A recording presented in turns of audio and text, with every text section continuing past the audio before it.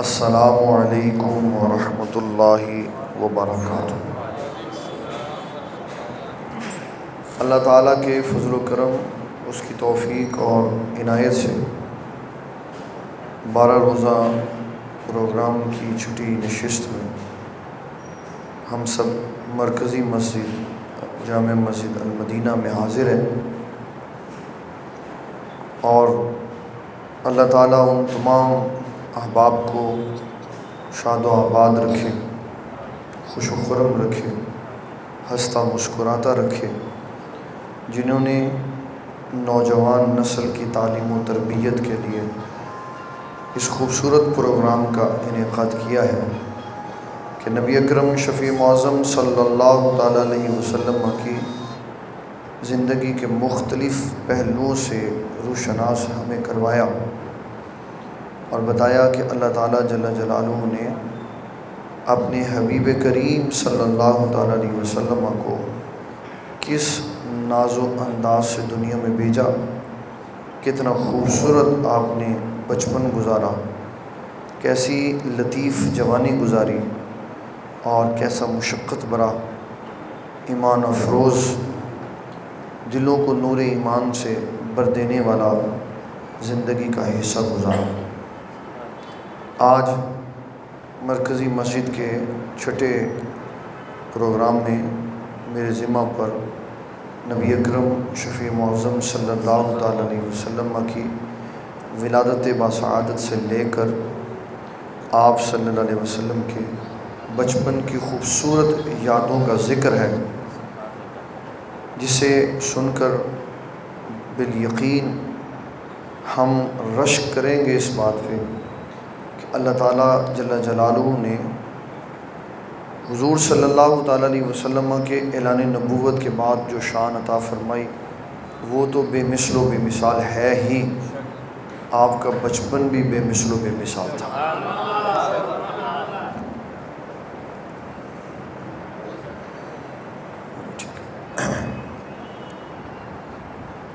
حضور صلی اللہ تعالیٰ علیہ وسلم آپ عرب کے سب سے معروف و مشہور، عزت و تعظیم کے قابل اور لوگوں کی نگاہوں میں معزز محتشم قبیلہ قریش میں پیدا ہوئے، اور آپ کے آباء و اجداد کے ذمہ پر خانہ کعبہ کی خدمت کی ذمہ داری تھی۔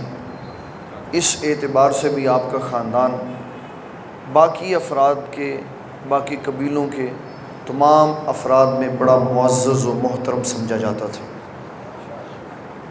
شروع سے لے کر آدم علیہ السلام سے لے کر حضور صلی اللہ تعالیٰ علیہ وسلم کی والدہ محترمہ تک رسول اللہ صلی اللہ علیہ وسلم ارشاد فرماتے ہیں، اللہ تعالیٰ نے مجھے پاک پشتوں سے پاک رحموں میں منتقل فرمایا۔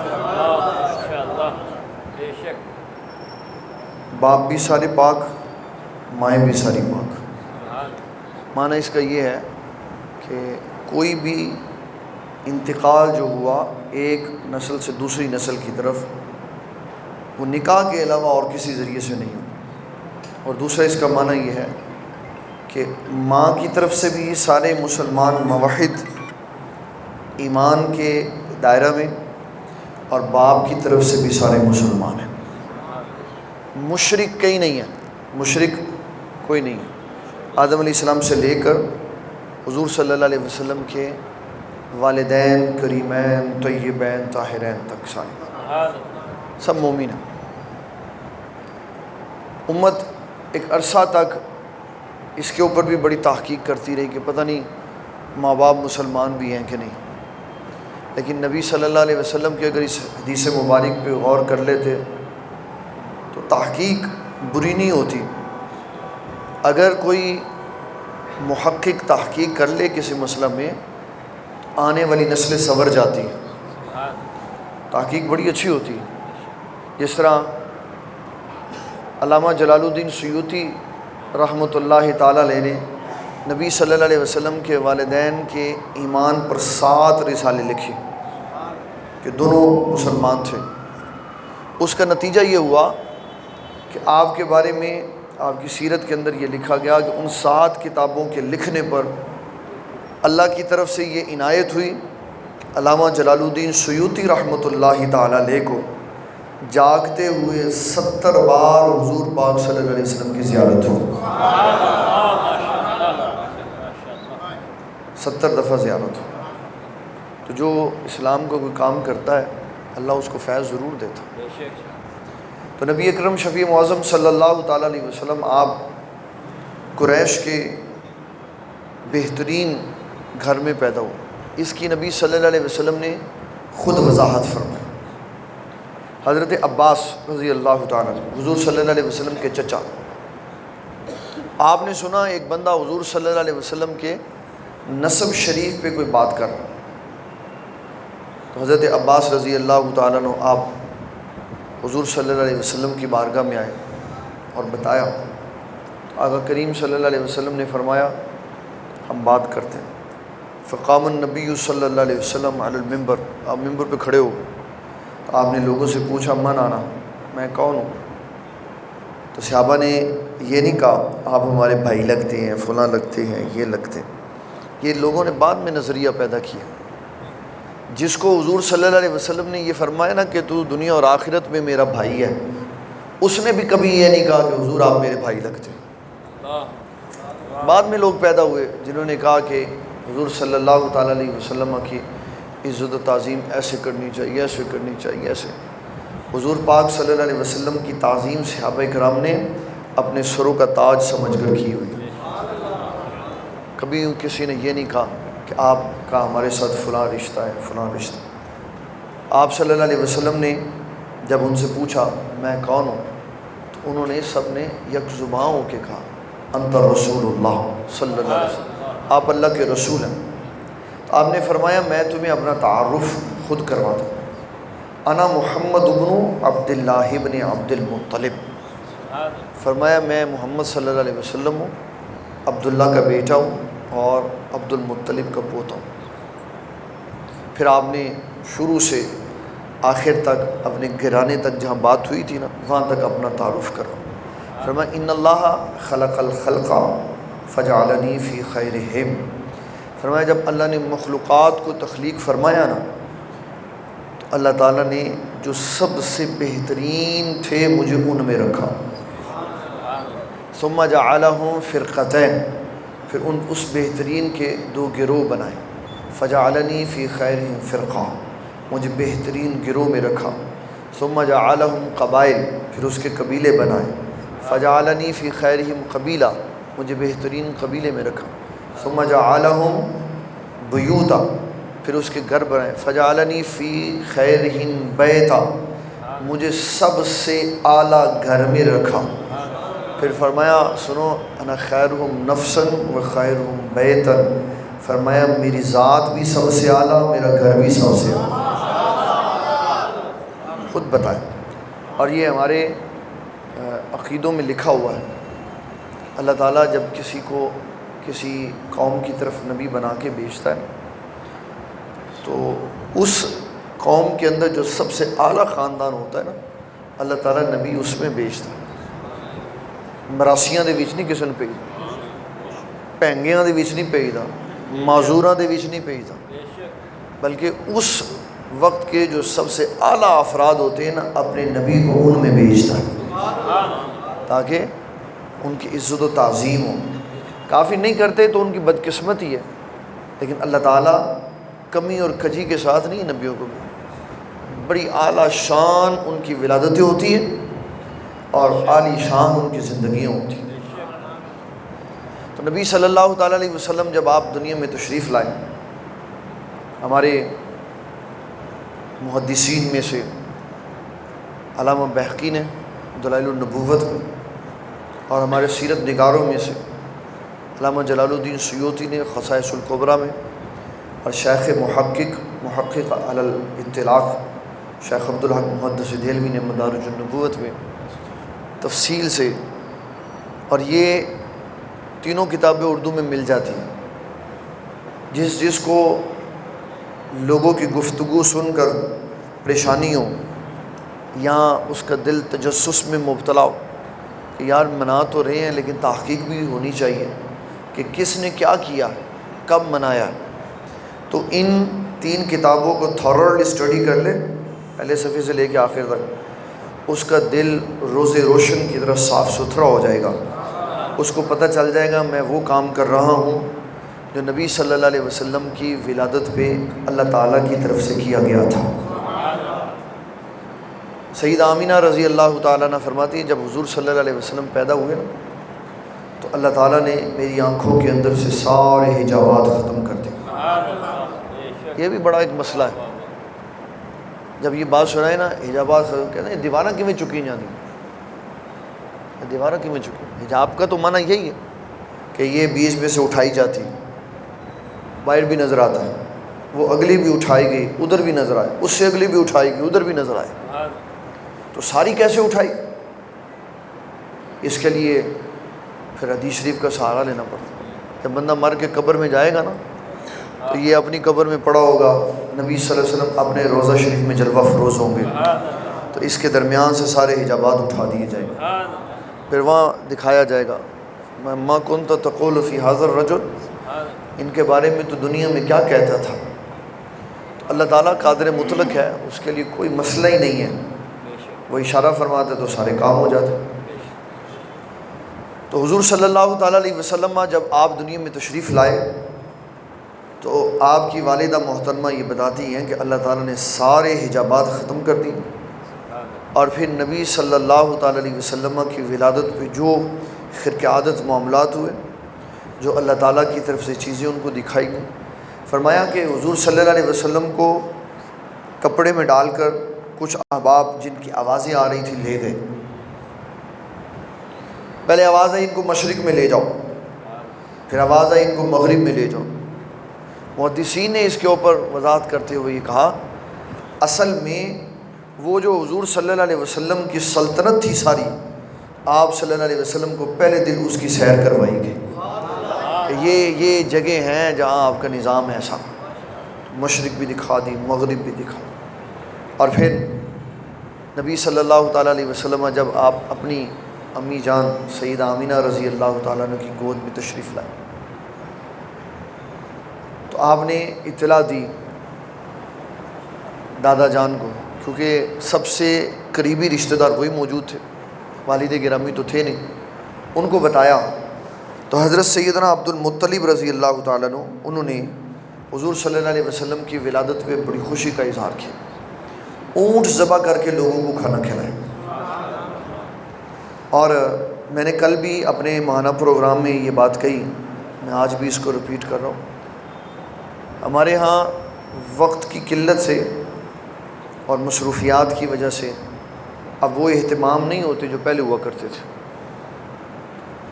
کسی نے محفل کرائی تو نائی کو کہہ دیا جناب ایک بریانی دی دیگ بنا دینا، دیگ آ گئی، پھر اس کو بھی ہم نے مختصر کر دیا بھائی پیک بھی کر کے بھیج دیں، پیک بھی کر کے ڈبے بھی پا کے بھیج دیں، سانو اینا بھی نہ کم کرنا پڑے، پھر وہ تقسیم کر۔ شیخ محقق شیخ عبدالحق محدث دہلوی فرماتے ہیں ہمارے دور میں جب نبی صلی اللہ علیہ وسلم کی نیاز پیش کی جاتی تھی نا آپ کو، تو جس دن نیاز پیش کرنی ہوتی اس سے پہلے دن لوگ اکٹھے ہو جاتے، سارے اس سے ایک دن پہلے لوگ اکٹھے ہو جاتے، اور اگلے دن جو چاول بریانی جو بننی ہوتی وہ سارے چادر پہ بچھا کے لوگوں کے سامنے رکھ دی جاتی، اور کہا جاتا کہ ہر چاول کے دانے پر 3 مرتبہ سورۃ اخلاص پڑھو۔ اتنے اہتمام کے ساتھ ایک ایک چاول کے دانے کے اوپر 3 مرتبہ سورۃ اخلاص پڑھی جاتی۔ جب وہ سارے سورۃ اخلاص پڑھ کے فارغ ہو جاتے تو پھر اس کو پکایا جاتا، پھر اس کی نیاز رسول اللہ کی بارگاہ میں پیش کی جاتی۔ لگن تھا، شوق تھا تو لوگ اہتمام کرتے، آج بھی ہے لیکن نظام اور وقت کی قلت کی وجہ سے پھر وہ ایسے کر لیتے۔ اور پہلے تو میرا خیال ہے میں اگر اپنے زندگی کے 20-25 سال پیچھے چلا جاؤں تو ہمارے ہاں بھی یہی کچھ ہوتا تھا کہ مسجدوں کے باہر ہی دیگیں پکتی تھی، اور جناب لکڑاں لگی ہوئی ہیں، دھوئیں چل رہے ہیں اور مثالیں پڑھ رہے ہیں اور سارا کچھ ہو۔ یہ تو اب نظام تھوڑا سا جدید ہو گیا تو پھر وہ اپنے کچن سے ہی بنا کے دے دیتے. تو حضور صلی اللہ علیہ وسلم کے دادا جان سیدنا عبد المطلب رضی اللہ تعالیٰ عنہ نے حضور پاک صلی اللہ علیہ وسلم کی ولادت پہ لوگوں کو کھانا کھلایا. پھر آپ کے چاچا ابو لہب نے بھی خوشی کا اظہار کیا. ابو لہب نے بھی خوشی کا اظہار کیا اور آپ کے چچا ابو طالب نے بھی خوشی کا اظہار کیا. ان کی خوشی کے اظہار کو بھی بتانا چاہیے. کچھ نہیں ہوتا، چاہے ادھر والے نظریے والے ہیں چاہے ادھر والے نظریے والے، اس میں کوئی فرق نہیں. جس نے نبی صلی اللہ تعالیٰ علیہ وسلم کی جہاں جہاں معاونت کی، جہاں جہاں ساتھ دیا، اس کا اتنا ذکر کرنا یہ دیانتداری کا تقاضا ہے. چاہے نظریہ جو مرضی ہے، چاہے نظریہ جو مرضی ہے، چاہے ادھر والا ہے چاہے ادھر والا. اور یہ نظریہ ہم نے نہیں قائم کیے ہوئے، یہ نظریہ ہم نے نہیں قائم، یہ نظریہ سیدنا صدیق اکبر سے چل رہا ہے. لیکن لوگوں میں ایکسٹریمزم نہیں تھا. اس طرف والے اس طرف والوں کو کافر نہیں کہتے تھے اور اس طرف والے اس طرف والوں کو کافر نہیں کہتے. اب شدت آ گئی.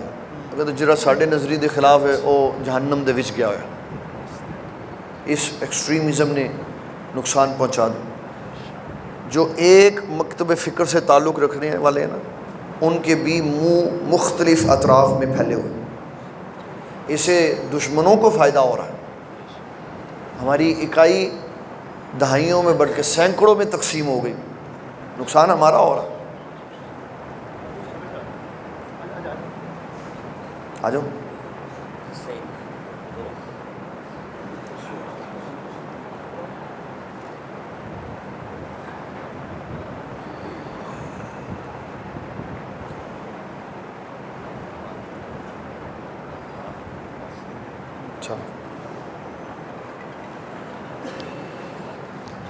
بسم اللہ.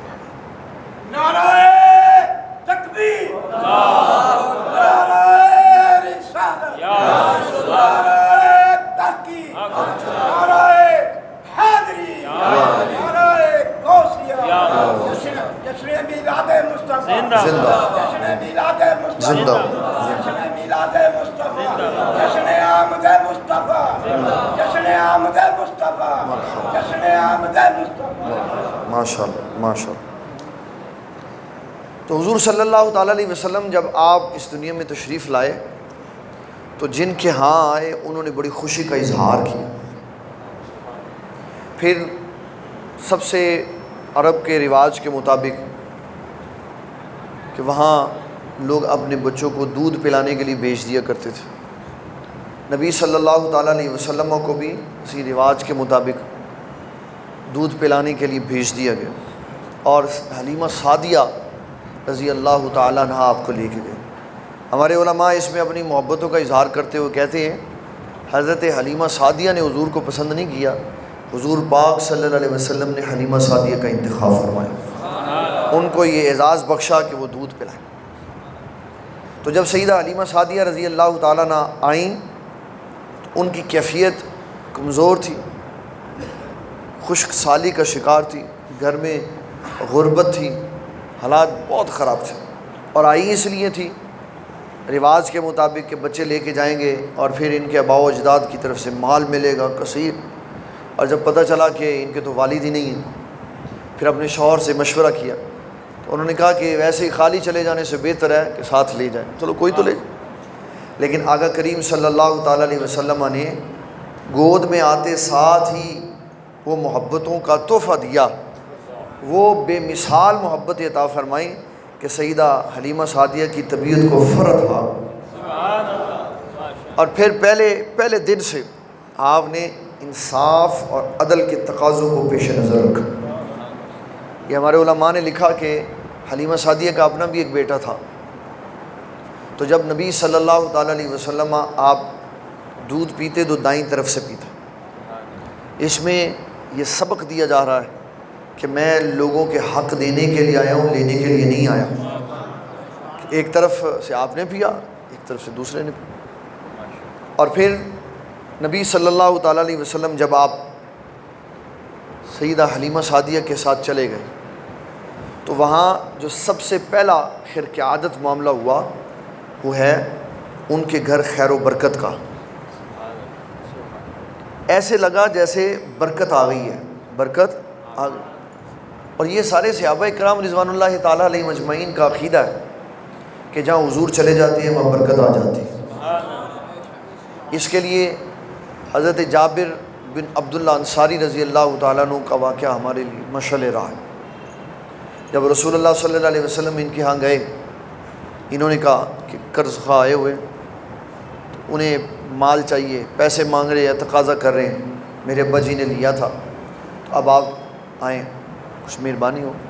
دونوں کا نظریہ یہ تھا، لے کے جانے والوں کا کہ حضور چلے جائیں گے صلی اللہ تعالیٰ علیہ وسلم تو سامنے والے کچھ حضور کو دیکھ کر رعایت کر لیں گے، اور جو سامنے والے تھے وہ اس خیال میں تھے کہ اب حضور آ گئے، اب تو جو مانگیں گے وہ مل جائے گا.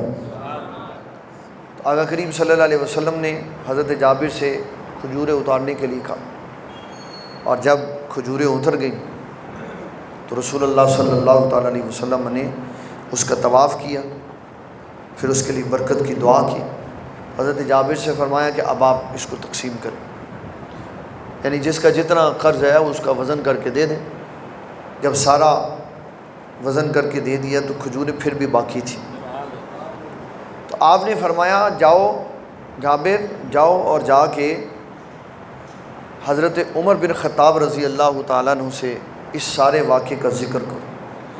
یہ صوفیاء کا طرز ہے کہ پیر صاحب جی کو کرامت ویکھو تو جا کے دوسرے پیر بھائیوں نے دسیا کرو کہ جناب ساڈے پیر صاحب ایਂ دے نے، وہ لکا کے نہ بیاہ کرو. لیکن پیر جو صحیح ہوتے ہیں آپ وہ کرامتیں نہیں دکھاتے ہیں، وہ کہتے ہیں اگے پیراں دا بڑا بتھیڑا لوکا بیڑا غرق کر دو. مزاج ہے نا، دور کی بات ہے، دور کی بات ہے.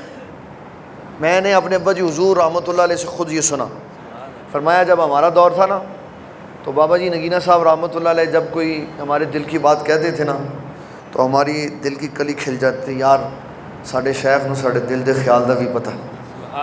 تو فرمایا جب ہماری باری آئی تو اب مرید یہ سمجھتا ہے کہ پیر دل کی بات کرنا، کہنا ہے انہیں جغت ماری. تو فرمایا پھر اسی بھی نہیں دستے ہو، اسی بھی ہونا نہیں.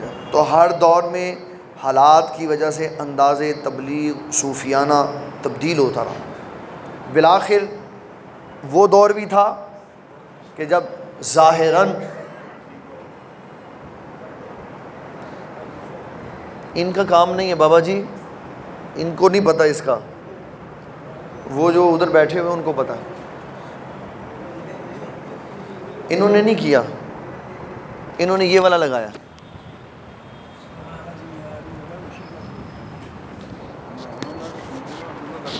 میرا قصور ہے، میرا قصور ہوا نا جی، میں دسو میرا ہوا نا، میں انج کر کے بولنا وا تاکہ تانوں آواز آئے. جی میرا قصور ہے، میں معافی دے دینا. جی جی میرا قصور ہے. جی جی جی جی جی جی جی جی جی جی ٹھیک. سرکار کی آمد، حقی کی آمد، نبی کی آمد، سونے کی آمد، انتھار کی آمد، دلبر کی آمد، دلدار کی آمد، سردار کی آمد، حضور کی آمد، حضور کی آمد. غور سنبھالو، غور سنبھالو، غور سنبھالو. اللہ کی آمد، یاسین کی آمد، اجبار کی آمد. ماشاءاللہ ماشاءاللہ. چلو جی ٹھیک ہے جی، پہلی غلطی معاف کر دو جی، پہلی غلطی معاف کر دو. سنو جی، انبیاء کا جو بچپن ہوتا ہے نا، انبیاء کا جو بچپن ہوتا ہے وہ عام بچوں کی طرح کا نہیں ہوتا. عرب کا یہ مقولہ ہے النبی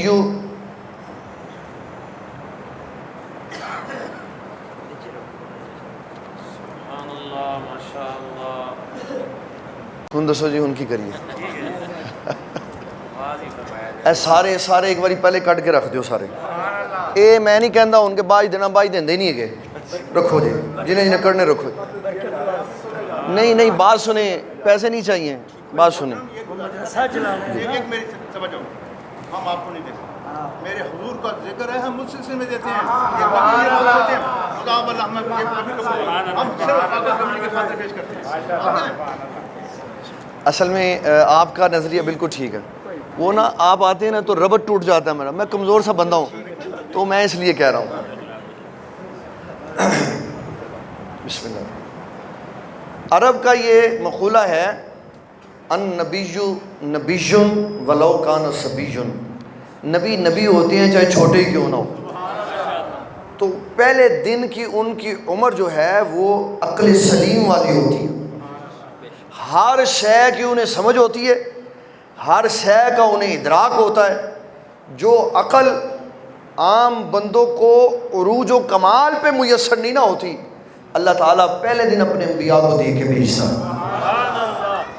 اس کے لیے سیدنا موسیٰ علیہ السلام کی ساری ہسٹری پڑھی ہوئی ہے کہ جب آپ فرعون کے دربار میں تابوت کے اندر پہنچے، آپ نے وہاں دودھ نہیں پیا۔ اللہ تعالیٰ جل جلالہ ارشاد فرماتا ہے کیوں نہیں پیا؟ اس لیے وَحَرَّمْنَا عَلَيْهِ الْمَرَاضِعَ مِنْ قَبْلِ، ہم نے راستے میں ہی موسیٰ علیہ السلام کے اوپر یہ حرام کر دیا تھا کہ آپ نے کسی بھی عورت کا دودھ نہیں پیا۔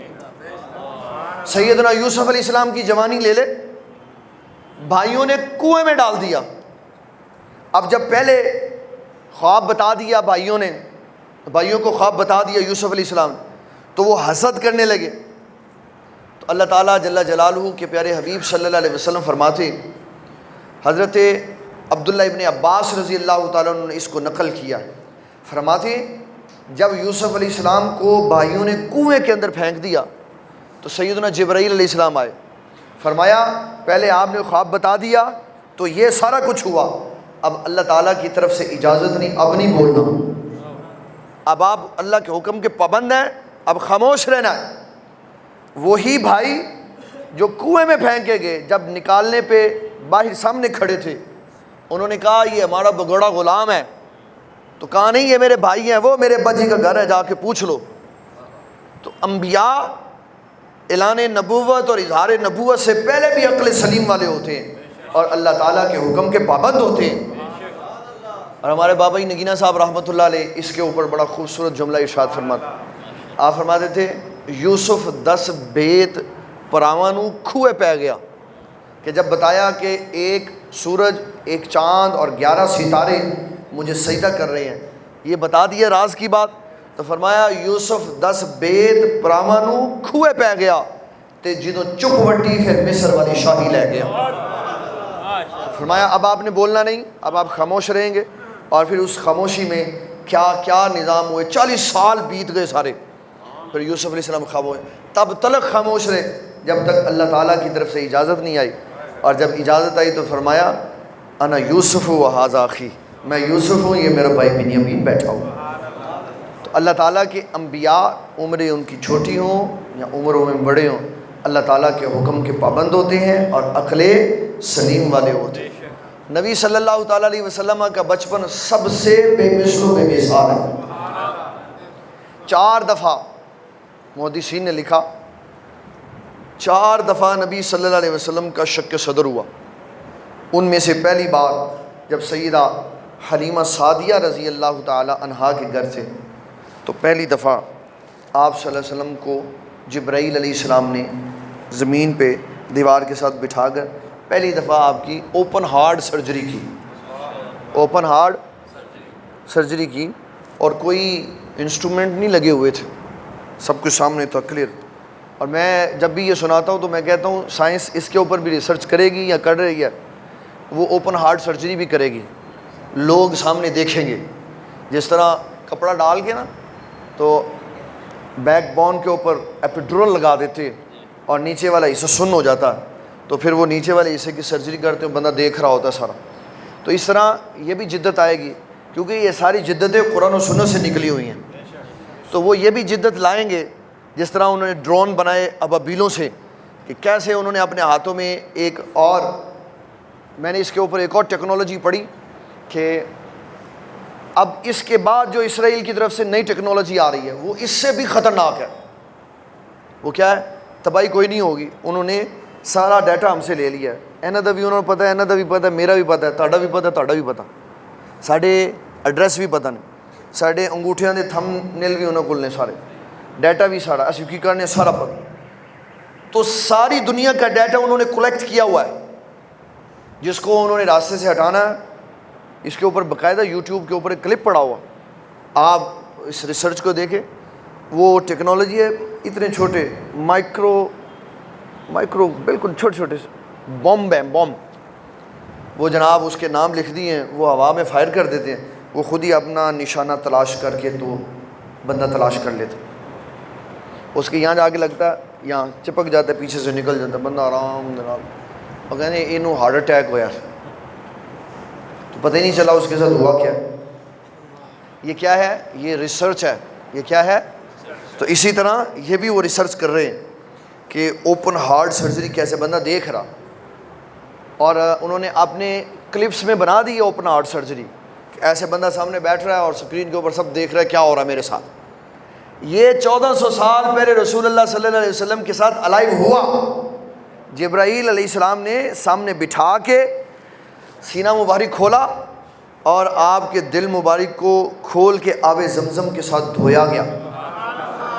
اور پہلی دفعہ جب یہ سارا کچھ ہوا تو اس کی وجہ کیا تھی؟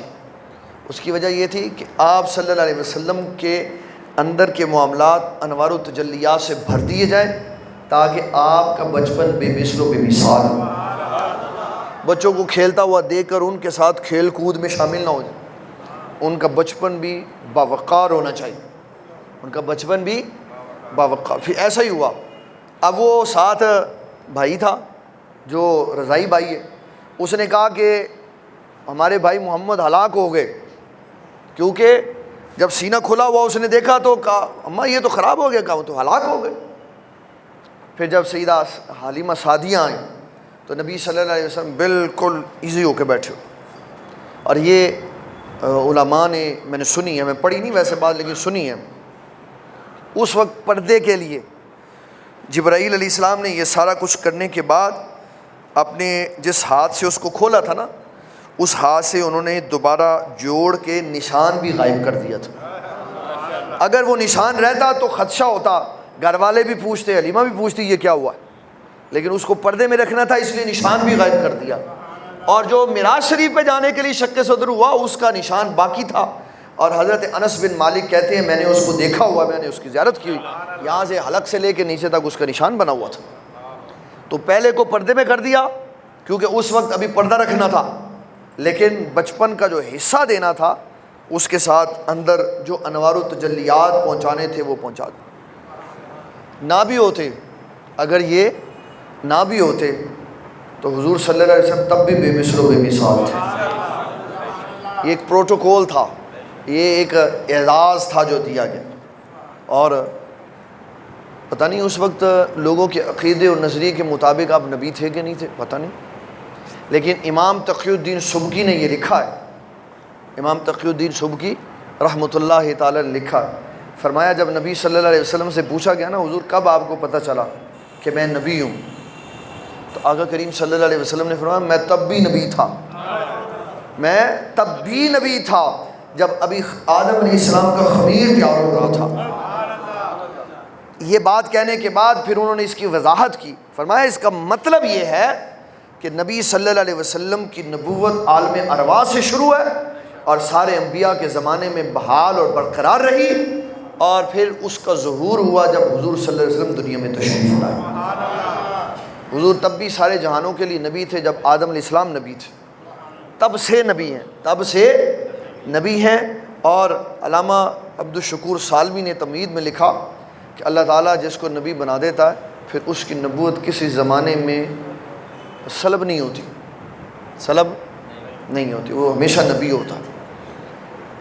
پھر ایک اور وار کیا, ایک اور حملہ لوگوں نے کیا, کہا ہاں نبی تو تھے لیکن وہ اللہ کے علم میں تھے.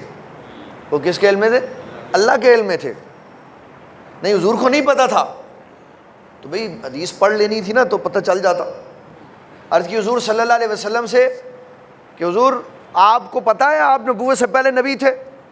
تو آپ نے فرمایا میں ان درختوں اور پتھروں کو جانتا ہوں, میں ان درختوں اور پتھروں کو جانتا ہوں جب میں ان کے پاس سے گزرا کرتا تھا تو وہ مجھ پہ سلام پڑھتے تھے.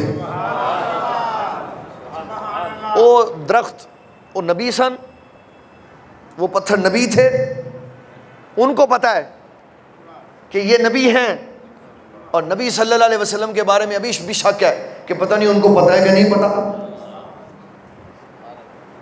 ان کو بھی پتہ ہے، جب ان کے امتی کو پتہ ہے کہ یہ میرے نبی ہیں، یہ میرے نبی ہیں، تو اللہ تبارک و تعالیٰ جل جلالہ نے نبی علیہ السلام کو نہیں بتایا کہ آپ نبی. اور یہ یاد رکھے، یہ میں علماء کی باتیں سنا رہا ہوں، اس جہاں میں جو بھی شے ہے نا، یہ زمین ہے یا آسمان ہے، سورج ہے، چاند ہے، ستارے ہیں، فضا ہے، ہوا ہے، یہ سب حضور صلی اللہ علیہ وسلم کی امتی ہیں. ہوا بھی حضور کی امتی ہے، حضور کے تابع ہے.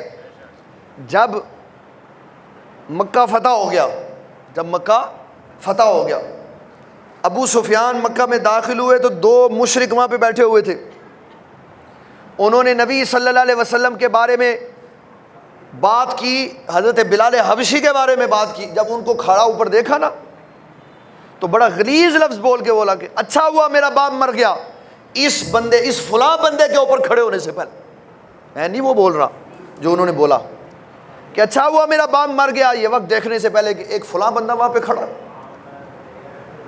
دوسرے کا اچھا ہوا میرا بھائی مر گیا، اس نے یہ وقت نہیں دیکھا. تو حضرت ابو سفیان خاموش رہے. ان کا تو کیوں نہیں بول رہا؟ کہنے لگا میں بالکل نہیں بولوں گا، یہ ہوا جا کے رسول اللہ کو بتا دیتی ہے، یہ ہوا بتا دیتی ہے جا کے رسول اللہ صلی اللہ علیہ وسلم کو. ہر شے پہ ان کا سکہ چلتا، اس لیے کہ ہر شے ان کی امت کے اندر داخل. لہذا مومن کا حضور صلی اللہ علیہ وسلم کے بارے میں یہی مسلمہ عقیدہ ہے کہ جب سے عالم ارواح میں اللہ تبارک و تعالیٰ نے نبوتوں کی تاج عطا فرمائے، تب سے ہمارے آقا صلی اللہ علیہ وسلم سارے جہانوں کے لیے نبی ہیں. اور حضور صلی اللہ علیہ وسلم نے خود فرمایا انی عند اللہ مکتوب خاتم النبیین، کہ میں اللہ کے ہاں شروع ہی سے خاتم النبیین لکھا ہوا تھا. وَإِنَّ آدَمَ لَمُنْجَدِلٌ فِي طِينَتِهِ، آدم علیہ السلام کا خمیر تیار ہو رہا تھا نا، تو تب بھی میں اس کے ہاں خاتم النبیین لکھا ہوا تھا. تو پھر اعزاز کیا ہے اگر یہ سوال یہ کر دیا جائے بھئی انہوں پتہ سی اور کسے نہیں سی پتہ، انہوں پتہ سی، تو انہوں تے سارے دا ہی پتہ، پھر انہوں تے تہاڈا بھی پتہ ہے، میرا بھی پتہ ہے، ساڈے آنے والے دا بھی پتہ ہے، تو پھر اعزاز کس بات کا ہے؟ ہر نبی علیہ السلام جو دنیا میں تشریف لائے ان کو یہ علم تھا کہ نبی آخر الزمان صلی اللہ علیہ وسلم حضور ہی خاتم النبیین ہیں. ہر نبی کو پتا تھا. شان تاجدار ختم نبوت، شان تاجدار ختم نبوت، شان تاجدار ختم نبوت، زندہ باد قیامت، مرحبا قیامت، رسول اللہ قیامت، قیامت، قیامت، جشن میلاد مصطفیٰ، جشن میلاد مصطفیٰ. تسی ساتھ نہیں ہونا دے رہے ہو، اینے جوش نہ لا، سارے مل کے کرو. تاجدار ختم نبوت، تاجدار ختم نبوت، تاجدار ختم نبوت. ماشاءاللہ بڑا جذبہ ہے بابا جی، اللہ تعالیٰ جذبہ سلامت رکھے. حضور نبی کریم علیہ الصلوۃ والسلام شروع سے ہی جس وقت آپ سیدہ حلیمہ سعدیہ کے پاس تھے، پھر آپ واپس تشریف لائے اپنی اماں جان حضور. جب یہ واقعہ ہوا شق صدر والا، تو اب ان کو تو نہیں پتہ تھا کہ یہ کیا معاملہ ہے. انہوں نے کہا اس سے پہلے کہ کوئی اور مسئلہ ہو واپس دے آئیں. تو نبی صلی اللہ تعالیٰ علیہ وسلم کی والدہ محترمہ کے پاس لے کے گئے. ان کو کہا ان کے اوپر کوئی اثر ہے؟ تو فرمانے لگی نہیں، ان کے ساتھ خیر ہی خیر ہے، ان کے ساتھ خیر ہی خیر ہے. وہ سارے واقعات بتائے کہ جب یہ ہوئے تو مجھے بتایا گیا کہ یہ نبی آخر الزمان ہوں گے، یہ فلاں ہوں گے، یہ فلاں ہوں گے. تو فرمایا اس کے بارے میں فکر کرنے کی ضرورت نہیں ہے. پھر نبی صلی اللہ علیہ وسلم 2 سال اپنی اماں جان حضور کے پاس رہے. پھر ان کا وصال ہوا. پھر آپ کے دادا حضرت سیدنا عبد المطلب کے پاس رہے. پھر اس کے بعد اگوں دا سارا زمانہ غائب، اگوں دا سارا زمانہ غائب. اس کے بعد کس کے پاس رہے؟ اس کے بعد حضور صلی اللہ علیہ وسلم کے چچا ابو طالب کے پاس رہے. انہوں نے خدمت کی. اور پھر نبی صلی اللہ علیہ وسلم کی ان کے ساتھ ایک محبت کی طویل داستان ہے. جب انہوں نے والد، والدہ اور دادا جان کے وفات پا جانے کے بعد انہوں نے اور ان کی بیوی نے فاطمہ بنت اسد نے جی جان سے محبت کی اور اس نے سلوک کیا، تو نبی صلی اللہ علیہ وسلم نے محبت کا جواب محبت سے دی. اپنی چچی کو، چاچی نو کوئی بندہ اینا پروٹوکول نہیں دینا، پھوپھی دے دینا کہ ابے دیاں بھیناں نے، چاچی کو اتنی اہمیت نہیں دیتا. حضور پاک صلی اللہ علیہ وسلم نے چچی کے لیے لفظ فرمایا یہ میری امی کے بعد میری امی ہے، میری امی کے بعد میری امی ہے. اور جب آپ کی چچی جان فاطمہ بنت اسد رضی اللہ تعالیٰ عنہ کا وصال ہوا تو نبی صلی اللہ تعالیٰ علیہ وسلم آپ ان کی قبر شریف کے اندر اترے، اور پھر آپ نے جو ان کے لیے دعا کی نا وہ بڑی بے مثال تھی. آپ نے فرمایا مولا ان کے لیے رحمت کا طلبگار ہوں، اپنے وسیلے سے بھی نبی جی کا، تیرے نبی کے وسیلے سے، و نبی جی الانبیاء من قبلی، اور مجھ سے پہلے جتنے انبیاء آئے ان سب کے وسیلے سے میں تیرے حضور دعا کرتا ہوں ان کی قبر کو کھلا کر دے. چچا جی نے بڑی محبت کی، ایک داستان ہے وہ نہیں بھلائی جا سکتی. امام بخاری نے ان کی حدیث لکھی کہ وہ طلب بارش کے لیے رسول اللہ صلی اللہ علیہ وسلم کو ساتھ لے جا کے کیسے دعا کرتے تھے. تو یہ ایک وہ آخر کیا ہے وہ ایک علیحدہ شے ہے، لیکن جہاں جہاں انہوں نے محبت کی وہاں وہاں ان کی محبتوں کو، حسن سلوک کو بیان کیا جائے. اور پھر دیکھیں محبت کا جواب محبت سے کیسے ہوتا ہے. حضرت سیدنا ابراہیم خلیل اللہ علیہ السلام نے محبت کی کہ نبی صلی اللہ علیہ وسلم کا ذکر کیا، ربنا وبعث فیہم رسولا، کعبۃ اللہ بنا دیا کہ یا اللہ وہ جو تو نے رسول بھیجنا ہے نا وہ میری اولاد میں بھیج دے. ایک دفعہ یاد کیا. حضور صلی اللہ تعالیٰ علیہ وسلم نے محبت کا جواب کیسے دیا؟ فرمایا میرے امتیوں اس وقت تک نماز مکمل نہیں کرنی جب تک میرے دادا جان ابراہیم اور ان کی آل پہ درود نہیں بھیج دینا. درود بھیج دیا. ایک دفعہ کی محبت کا کیسے بڑا لمبا قیامت تک، اور یہ آیت قرآنی کا منہ بولتا ثبوت بھی ہے. فرمایا پیارے ابراہیم علیہ السلام آپ نے جو قربانی کی، وَفَدَيْنَاهُ بِذِبْحٍ عَظِيمٍ وَتَرَكْنَا عَلَيْهِ فِي الْآخِرِينَ، ہم قیامت تک آپ کا ذکر زندہ رکھیں گے. وہ کیسے زندہ رکھا؟ مسلمانوں کی ڈیوٹی لگائی کہ ابراہیم پر بھی درود بھیجو، ان کی آل پہ بھی درود بھیجو. یہ محبت ہے. یہ کیا ہے؟ محبت ہے. اور خاندانی وفادار وہی لوگ ہوتے ہیں جو محبت کا جواب محبت سے دیتے ہیں. بڑوں کے فوت ہو جانے کے بعد وہ کہتے ہیں بھائی تیرا منہ ادھر سے ساڑھا ہو. یہ اصل لوگ نہیں ہیں. اصل لوگ وہ ہوتے ہیں جو خاندانوں کے نسل در نسل وفا کرتے، نسل در نسل وفا کرتے. اب پھر کیا ہوا؟ نبی صلی اللہ علیہ وسلم نے چچا کے ساتھ کیسے محبت کا اظہار کیا. ان کا کنبہ بھی بڑا تھا، ابو طالب، حضرت ابو طالب کا. تو جب حضرت علی رضی اللہ تعالیٰ عنہ پیدا ہوئے اس وقت نبی صلی اللہ علیہ وسلم تھے نہیں وہاں پہ. آپ کو پتہ چلا کہ چچا ابو طالب کے ہاں ایک لڑکا ہوا، تو اس خیال سے کہ انہوں نے میرے ساتھ بڑا حسن سلوک کیا تو ان کا بوجھ کم کرنے کے لیے یہ بچہ میں لے لیتا ہوں اور میں اس کی پرورش کروں گا. تو جب اپنے چچا کے پاس گئے کہا چچا آپ کو مبارک ہو، میں نے سنا ہے آپ کے یہاں لڑکا ہوا. کہا ہاں ہوا ہے لیکن وہ تو دیکھتا ہی نہیں، وہ تو دیکھتا ہی نہیں. آقا مجھے دکھاؤ. تو یہ ابن عساکر میں یہ لکھا ہوا کہ 3 دن کے بعد نبی صلی اللہ علیہ وسلم نے ان کو اٹھایا اور 3 دن ہو گئے پیدا ہوتے ہوئے انہوں نے آنکھیں نہیں کھولی. جب حضور صلی اللہ علیہ وسلم کے ہاتھوں کا اثر پہنچا تو پہلی دفعہ حضرت علی المرتضیٰ نے چہرہ مصطفیٰ دیکھا. پہلی نظر جو پڑی وہ چہرہ مصطفیٰ صلی اللہ علیہ وسلم. پھر حضرت علی رضی اللہ تعالیٰ عنہ کو تربیت کے لیے، پرورش کے لیے نبی صلی اللہ علیہ وسلم نے اپنے پاس رکھا. اور پھر کیا ان کی شان ہے، کتنا خوبصورت عظیم جملہ حضور نے ان کے لیے فرمایا علی جدھر جائے گا حق ادھر جائے گا. علی جدھر جائیں گے حق ادھر جائے گا. ساری دنیا کے لیے مسئلہ کھول کے واضح کر کہ اگر حق کے ساتھ رہنا ہے تو علی کی طرف اپنا منہ کر لیں، دائیں بائیں کرنے کی ضرورت ہے نہیں. حضرت علی جدھر گئے حق ادھر گیا، حق جدھر گیا حضرت علی ادھر گیا. یہ محبت ہے کہ آپ کے ساتھ کوئی محبت کرے آپ اس کے ساتھ کریں، وہ آپ کے بچوں کے ساتھ کرے آپ اس کے بچوں کے ساتھ. محبت کے لیے یہ اصول اور ضابطہ ذہن میں ہوتا ہے کہ محبت کا تقاضا کرتی. اور جس سے محبت ہو اس کو بتانا چاہیے، جس سے محبت ہو۔ اس سے مراد جائز محبت ہے، اس سے مراد کیا ہے؟ جائز، ناجائز محبت مراد نہیں ہے اس سے۔ کسی بندے کو کسی نیک متقی صاحب علم سے محبت ہو جائے، اس کو بتانا چاہیے جناب میں آپ سے محبت کرتا ہوں۔ یہ حضور پاک صلی اللہ علیہ وسلم کا پیغام ہے۔ ایک بندہ آپ صلی اللہ علیہ وسلم نے دیکھا یہ اس کی طرف بہت دیکھتا ہے، فرمایا اسے پیار کرتے ہو؟ کہا جی حضور میں ان کی تعظیم کرتا ہوں۔ فرمایا اس کو بتایا کب؟ کہا نہیں حضور نہیں بتایا۔ فرمایا اس کو بتاؤ۔ عرض کی حضور کیا ہوگا؟ فرمایا وہ بھی تیرے سے محبت کرے گا، وہ بھی محبت کرے۔ تو محبت میں جانبین ضروری ہوتے۔